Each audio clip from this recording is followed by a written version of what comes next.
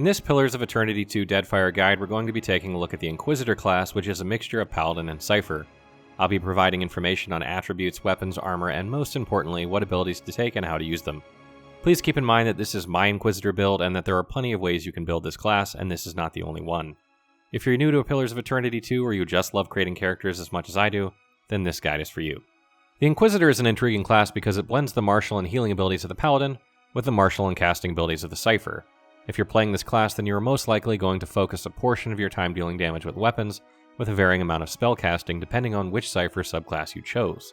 This guide is for a melee Inquisitor that also uses a firearm to begin fights, and uses abilities with short cast times in order to spend most of its time fighting hand to hand. With this build, we take advantage of the Cypher's natural bonus to weapon damage and potential to deal incredible damage with Soul Annihilation. These combine well with the Paladin's powerful attack Flames of Devotion, and its ability to heal and buff its armor. Together you get an incredible blend of offense and defense that is rivaled by few classes.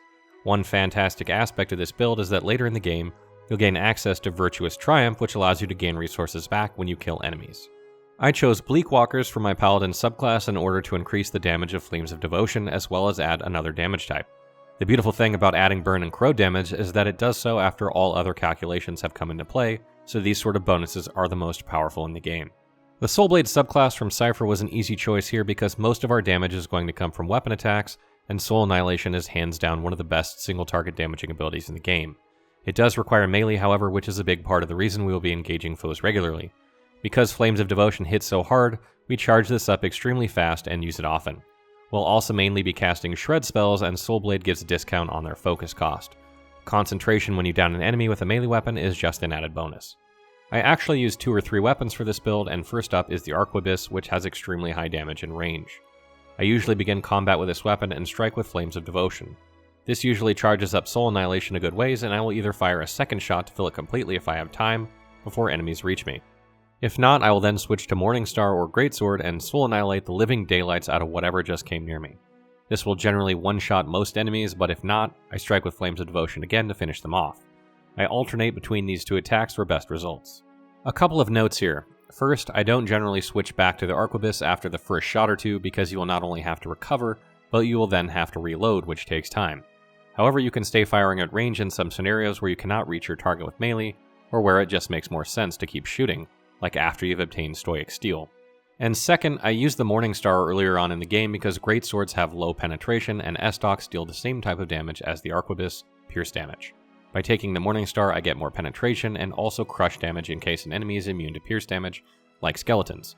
You can, however, switch to Greatsword later in the game when your penetration is much better, which is why I said 3 weapons, not 2. Armor-wise, you want the lightest you can get away with. We need fast recovery time in order to reload and attack faster. We don't get the bonus from dual wield because we're using 2-handed weapons, so medium and heavy armors really slow us down. Paladins can also buff their armor with Exalted Endurance, Inspired Defenses, Greater Lay on Hands, and Stoic Steel, allowing them to get away with little armor, where other classes could not. You will also get a big boost from the Cypher ability, Body Attunement. In this section, we're going to cover the must-have Inquisitor abilities for this build. You are free to pick and choose which you want outside of these because everyone's style of play is different and there is no perfect way. However, these ones will be needed for this build to work effectively. Paladin, Flames of Devotion. This ability hits like a truck and is the reason Paladins are one of the most popular classes in the game. As mentioned above, the added damage is calculated after all others, making this one of the best type of buffs in the game. Lay on Hands. This ability will keep you alive when surrounded by several enemies and you will use it often. The short cast time combined with the hot can make all the difference in the world and win you some fights you might not otherwise. Retribution. This passive allows you to deal increased damage on your next attack when you take damage. It stacks up to 5 times, giving you a potential of plus 25% more damage, which isn't a small amount. Zealous Aura. This ability allows you to gain access to your auras which affect you and all party members around you. They work like fighters' stances and can be swapped on the fly. The accuracy you gain from the Focus Aura is extremely valuable early on. Inspired Defenses. This ability grants you 2 armor for 3 seconds each time you are struck. This really shines when you are surrounded by enemies and can really reduce your damage taken. Two-handed style. This ability increases your damage with Arquebus, Morningstar, and Greatsword, so works extremely well for us. Take it and love it. Eternal Devotion. This upgrade of Flames of Devotion increases the damage of future attacks by 10% burn damage for 15 seconds. This helps the overall damage output of our build. Greater Lay on Hands. This upgrade of Lay on Hands not only costs the same, 1 Zeal, but also gives plus 2 increased armor, plus 5 Constitution, and plus 10 health every 3 seconds for 8 seconds. Another way we buff our armor and stay alive with HOTS at the same time. Exalted Endurance. This is a great aura that heals everyone around you and gives them +1 armor. Note that other armor bonuses will overwrite this, such as Robust, however the healing you gain from it makes it still surpass any other aura. Scion of Flame. This passive will add +1 penetration with your Flames of Devotion attacks, but not your follow-up attacks, even if they are buffed with the extra 10% damage dealt as burn. Still, +1 penetration on Flames of Devotion is +1 penetration. Virtuous Triumph gives you back 1 zeal when downing an enemy. Flames of Devotion costs 1 zeal. Flames, Soul Annihilation, repeat, win. Stoic Steel. This passive gives you a stacking bonus to armor when you don't move. Once you have this, you'll want to fire at range and let enemies come to you so you build up armor. Cypher, Iron Will. This passive will offset the loss in will from low resolve, so it's worth picking up. Draining Whip. We take this upgrade of Soul Whip to get more focus faster for stronger Soul Annihilations and buffs. Plus 100% gain will outperform the extra damage of Biting Whip because of Soul Annihilation. Hammering Thoughts. +1 penetration with weapons? Yes please. This helps to compensate for the low penetration of the Greatsword later in the game. Body Attunement. +5 armor for us, -5 armor for an enemy with a 0.5 second cast time. This helps push our armor to the highest possible limit, making us take drastically reduced damage. Note that it will override Exalted Focus and the Robust Inspiration's armor bonuses. Borrowed Instinct. You can increase your defenses, but more importantly your accuracy by 20 for 30 seconds with this ability, which means you are much more likely to crit.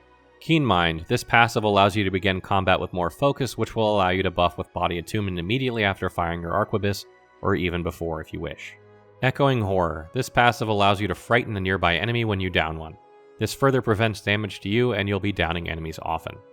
In this section, we'll cover attributes for the Inquisitor and explain a bit about each and why we need it or why it's important.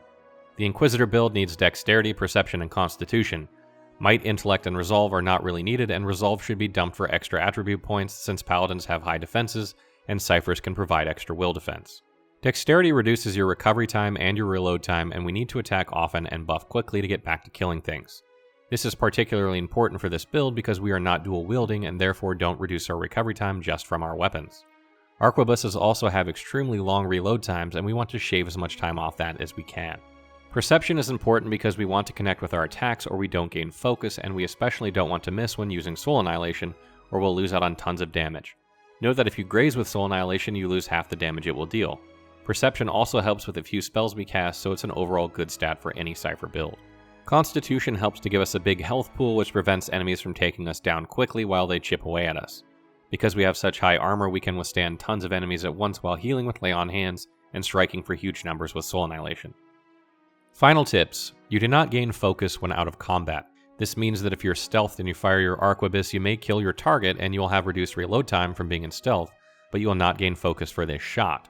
For this reason, it is probably best you don't fire from stealth until you've gained the Virtuous Triumph passive, which will replenish the zeal anyway. However, in this scenario, you would still have to be sure to have enough time to reload and fire again without being interrupted, or you won't have as much focus built up when you're in melee range ready to annihilate. And Power replenishes zeal and will give you half your max focus when used. It's a good idea to use this when you need a little extra damage with Soul Annihilation if you aren't concerned about wasting a bit of potential zeal. Sometimes taking down that one dangerous target quickly can make all the difference in a fight, so use it if you need to. Please note that not all armor buffs stack and many will replace each other. For example, Exalted Endurance will be replaced by Robust, which is given by greater Lay on Hands. Robust will be replaced by Body Attunement. Inspired Defenses does stack with these effects, but appears to be buggy in its application. Exalted Endurance still provides tons of healing though, and Robust still gives Constitution and healing over time, even if overridden. Lastly, this build generally focuses on dealing damage with weapons, however, you can take some offensive Cypher spells if you wish to be more of a hybrid build. You won't get to use Soul Annihilation as much, but there are a few good ones that dominate enemies, for example. If you think you'd like to do that, it might be better if you took the Ascendant subclass so that you have some more focus to play around with. This will give you much more flexibility, but you'll miss out on Soul Annihilation. Stay tuned for more Pillars of Eternity 2 build guides throughout May as we make some more specific guides, covering some of the most fun and interesting combinations we could find. If there is a specific combination you would like to see, please post in the comments and we will do our best to accommodate.